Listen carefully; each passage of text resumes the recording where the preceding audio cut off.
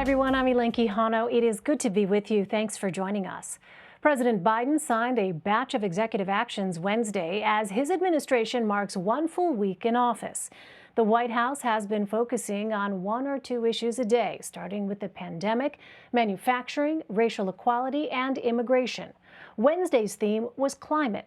Mr. Biden signed a series of executive actions earlier to combat climate change, freezing new oil and gas leases on public lands and offshore waters, quote, wherever possible, and establishing climate as a key element of U.S. foreign policy and national security. President Biden emphasized the need to act quickly and cast the issue as one that can boost the economy as well. In my view, we've already waited too long to deal with this climate crisis. We can't wait any longer. We see it with our own eyes, we feel it, we know it in our bones. And it's time to act. And it's not time for small measures. We need to be bold. So let me be clear. That includes helping revitalize the economies of coal, oil, and gas and power plant communities. We have to start by creating new good-paying jobs, capping those abandoned wells, reclaiming mines, turning old brownfield sites into new hubs of economic growth, creating new good-paying jobs in those communities where those workers live, because they help build this country.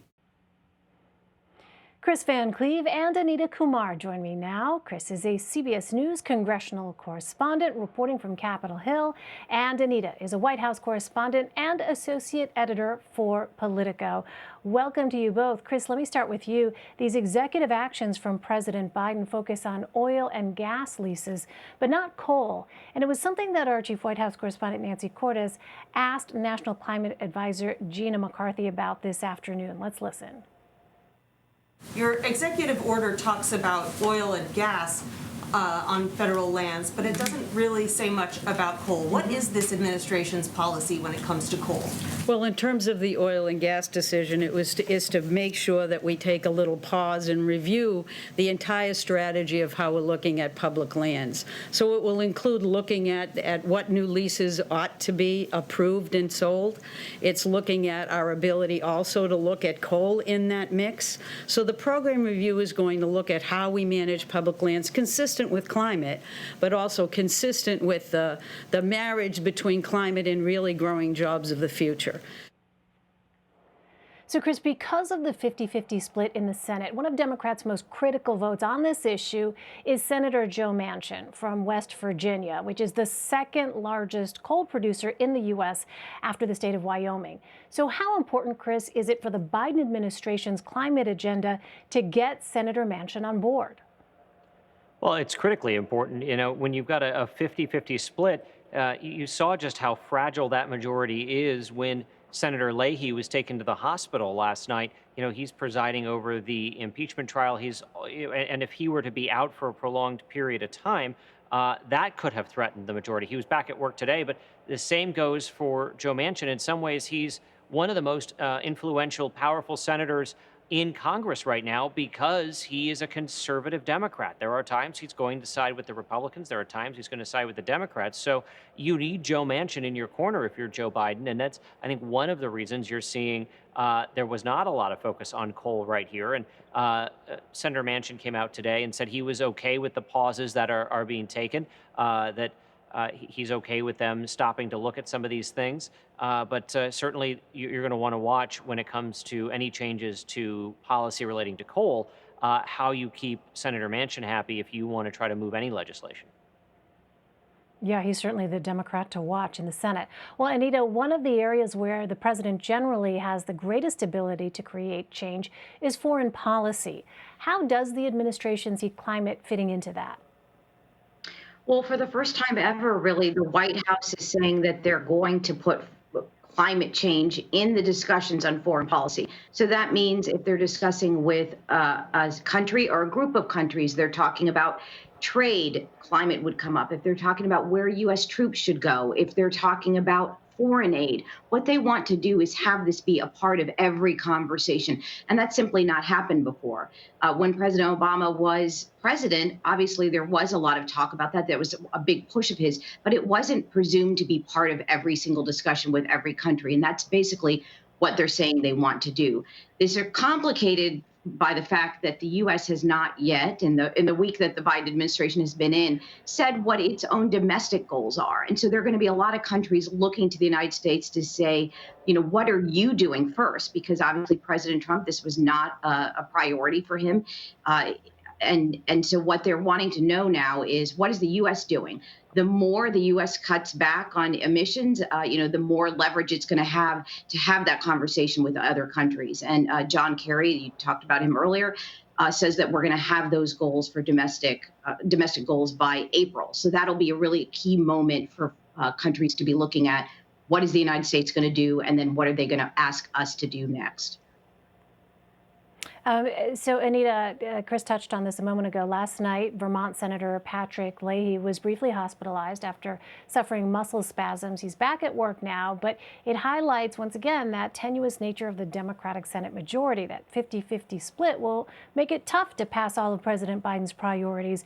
And I understand you have some new reporting, Anita, on how they might approach the issue of immigration. What can you tell us about that? Sure. As you know, President Biden campaign on immigration was one of the key areas he's talked about. They introduced their bill, a very comprehensive bill on, in the first 24 hours that they were in office. Senator Menendez introduced that bill for him. But it's a huge bill. And as you know, the last 3 presidents, Democrats and Republicans, have tried to pass comprehensive immigration reform and have failed. It's not just that the 2 parties disagree, it's that there are disagreements within each party on how to approach this. So our reporting is showing that actually the Biden administration would be open to little bills, a piecemeal approach on comprehensive immigration reform. So not really what they had been talking about, but there are a lot of people that are saying, look, that's the realistic approach. If they hold out for a comprehensive bill, it could take years and it may not even come, even in 2 or 3 or 4 years. So what they're saying is, look, let's try to pass things as quickly as possible. Let's look at, for example, something that they might get some Republican support on with Dreamers, the immigrants that came as young people, no fault of their own, brought by their family members. Let's look at giving them legalization, something like that we can do. And they're even talking about perhaps tacking something on to the coronavirus relief package. So what they're saying is they're being realistic. They're saying that they want this big package, but they know that's going to be tough, and they will be looking at every way they can to push some legislation through. Meanwhile, Kris, as we reported last night, all but 5 Senate Republicans voted to call the impeachment trial against former President Trump unconstitutional, raising doubts from some Democrats about the prospect of actually reaching 67 votes to convict. Kris, how are they planning to move forward from here? Well, Senate Majority Leader Chuck Schumer has been adamant that there will be a trial in the Senate. So they are going to move forward with the impeachment trial of former President Donald Trump, even if it doesn't look like there's any real likelihood that a conviction will occur. They would need 17 Republicans to vote to convict Donald Trump, and you had 5 that voted to continue on with the trial. So that seems unlikely. We did hear today from Senators Kaine and Collins, who are floating this idea of a congressional censure, essentially rebuking the president instead of impeaching. That would be a much lower threshold to do, and would let the Senate be on the record with its disapproval of the president's actions leading up to the siege of the Capitol here. Another option that has been talked about is pursuing something under the 14th Amendment that could block Mr. Trump from running for office again. That would probably require at least 60 votes, and that may not be there either. So there is still talk of some other options, but the Senate is moving forward with plans for an impeachment trial that'll start in just about 2 weeks. So, Anita, if the Senate doesn't convict former President Trump or bar him from running for office again, it's interesting. The Associated Press is reporting that the Republican National Committee is planning to stay neutral if Mr. Trump runs in 2024. So how significant is that? And where does Mr. Trump stand on a return at this point? Yeah, it is really significant. It really does put the RNC in a very precarious position. You know, the chairwoman has been very supportive and very loyal to President Trump, and President Trump endorsed her running again for chairwoman. So, you know, they have been together, you know, all these past years. So it's very interesting that they're saying that now. But of course, he's not the incumbent. He is not the leader of the party per se. So this is sort of what she has to do. And there's going to be a lot of pressure on her, both to stay neutral, but then there's going to be pressure on her from President Trump's base, who really wants her to support him. You know, what we're hearing is that President Trump is really needing to get through this impeachment trial. Obviously, that's his number one priority at the moment, because he needs to find people to represent him, you know, to defend him, and to get through that. I had already been hearing prior to the January 6th riots that he had kind of cooled to the idea. Remember, in November, right after the election, he was telling some allies that he was ready to announce right on Inauguration Day. He would announce that he was running in 2024. And as the weeks passed, he'd cooled to the idea of announcing, partly because he didn't want to fill out the paperwork that he needed to do. That paperwork means that he's going to have to disclose what his financial interests are. And of course, as president, he did that, but he didn't want to continue to do that. So he was going to continue to campaign, but really not make a decision on that right away.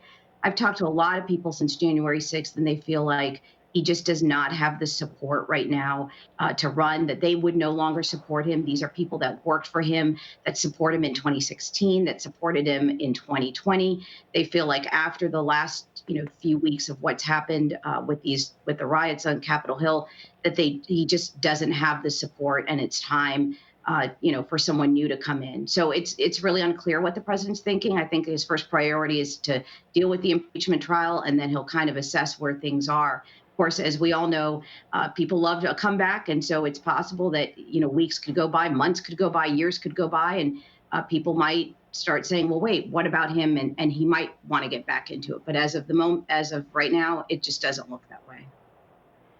All right, never too early to start talking about 2024, I suppose. Kris Van Cleave and Anita Kumar. Kris, I think this is my first time talking to you in a while. Congratulations on your new gig as a CBS News congressional correspondent. We're going to be turning to you a lot, I think, here in the coming months. Well, it's always great to be with you, Elaine. All right, thanks so much, both of you. Really appreciate it. Thanks.